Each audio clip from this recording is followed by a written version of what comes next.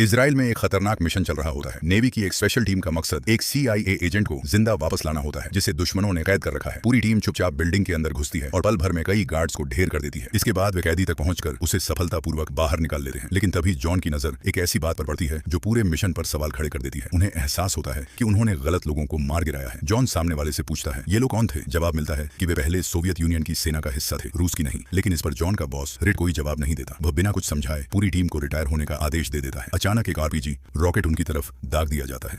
जब जॉन को होश आता है तो सामने का मंजर दिल दहला देता है। उसकी टीम के कई साथी बुरी तरह घायल पड़े होते हैं। सब लोग प्लान के मुताबिक वहां से निकलने की कोशिश करते हैं।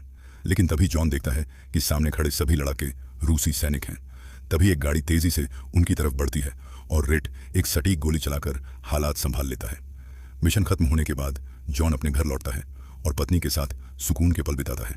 लेकिन उसी रात कुछ हथियारबंद कातिल उसके घर में घुस आते हैं।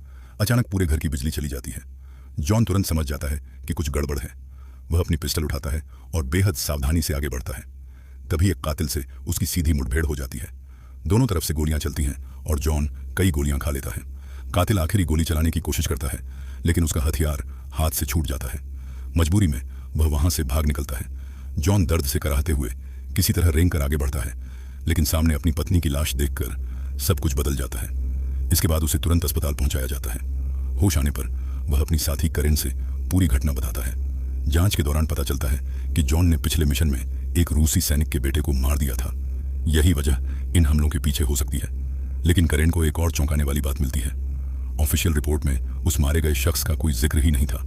वह जॉन को कुछ पासपोर्ट और सबूत दिखाती है, जिन्हें एक रहस्यमयी अधिकारी ने जारी किया था।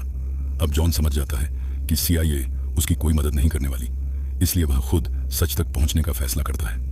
जॉन शराब पीने का नाटक करता है और खुद को पूरी तरह नशे में दिखाता है। फिर वह दूतावास पहुंचता है। जैसे ही वह अधिकारी बाहर निकलता है, जॉन फौरन उसके पीछे लग जाता है। मौका मिलते ही उसका सिर गाड़ी पर दे मारता है और उसे कार के अंदर काबू में कर लेता है। इसके बाद वह गाड़ी में आग लगाने की धमकी देता है ताकि सामने वाला उन कातिलों की असली पहचान बता दे। जॉन गुस्से में पूछता है, याद है मुझे? मेरी पत्नी को किसने मारा? उस रात मेरे घर कौन आया था?